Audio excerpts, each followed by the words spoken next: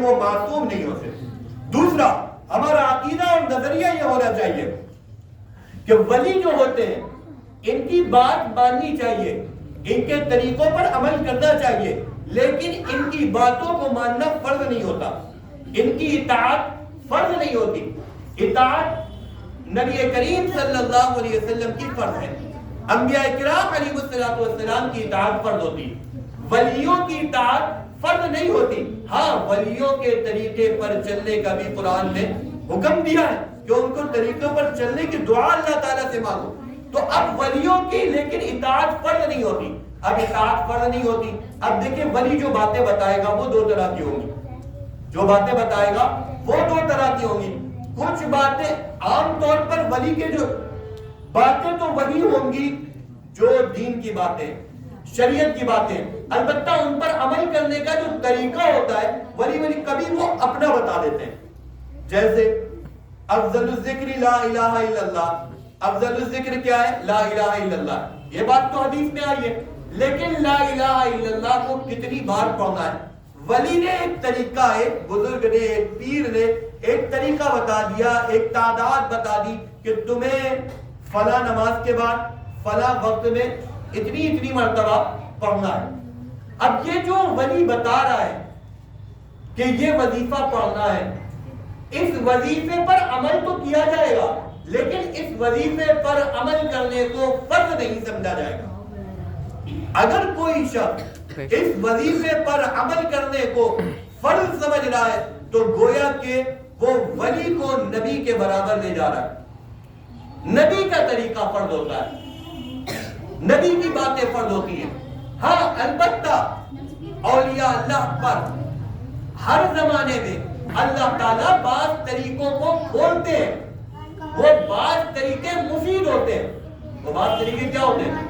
مفید ہوتے ہیں, فائدے مند. میں اس پہ ایک بہت آسان سی مثال دیتا ہوں. ہمارے قریب کے زمانے میں ابھی ایک ولی گزرے, ان کا نام ہے حضرت مولانا الیاس صاحب رحمۃ اللہ علیہ. آپ سب نے سنا ہوگا مولانا الیاس صاحب رحمۃ اللہ علیہ, جو تبلیغی جماعت کے بانی ہیں. یہ ایک ولی تھے, اللہ والے تھے, نیک تھے. انہوں نے نبی کریم صلی اللہ علیہ وسلم کے دین میں ایک چیز کا حکم تھا, وہ حکم تھا تبلیغ. تو تبلیغ کا حکم تو دین میں تھا, بلغوا انی ولو آیا, دین کو پہنچاؤ, لیکن اس کا کوئی خاص طریقہ متعین نہیں تھا. اب اللہ تعالیٰ نے ان پر کھولا, یا انہوں نے بعض چیزوں پر غور کیا اور اس نتیجے پر پہنچے کہ ہمیں تبلیغ کا ایک طریقہ بنا لینا چاہیے. وہ طریقہ انہوں نے کیا بنایا؟ کہا سال میں چلہ دینا ہے, مہینے میں 3 دن دینے ہیں. یہ انہوں نے دین کا ایک فریضہ تھا, اس دین کے فریضے پر عمل کرنے کا ایک طریقہ انہوں نے بنایا. یہ طریقہ جو تھا, یہ طریقہ ان کا اپنا تھا, یہ طریقہ اللہ تعالیٰ نے ان کے اوپر کھولا تھا. اب دیکھیں یہ ایک طریقہ دیا ہے. اب ایک صاحب آ کے کہنے لگے نہیں ہم اس طریقے کو نہیں مانتے. کیوں؟ کیونکہ مولانا الیاس نبی تھوڑی نہ, مولانا الیاس نبی تھوڑی نہ.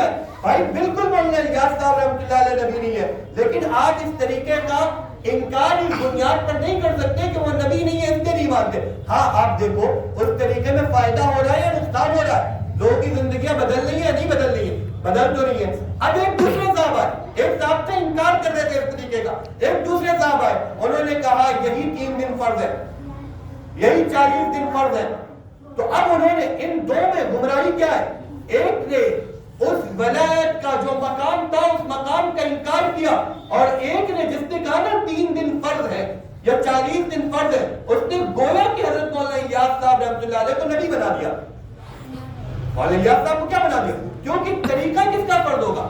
نبی کا طریقہ فرض ہوگا, غیر نبی کا طریقہ فرض نہیں ہوگا. نبی کے دین میں تھی تبلیغ, اس تبلیغ پر عمل کرانے کا, اس تبلیغ پر عمل کرانے کا ایک مفید طریقہ حضرت مولانا الیاس صاحب رحمۃ اللہ علیہ نے دیا. ہم کہتے ہیں یہ طریقہ مفید ہے, ہم کہتے ہیں اس طریقے میں بہت فائدے ہیں, اس طریقے کا نفع بہت عام ہوا, یہ دلی سے نکل کر پوری دنیا میں پھیلا, پوری دنیا کی لوگوں کی زندگی اس تبلیغ کی راہ پر چلنے میں فائدہ ہوا, لوگوں کی زندگیاں تبدیل ہوئی. لیکن درجہ کیا دینا ہے؟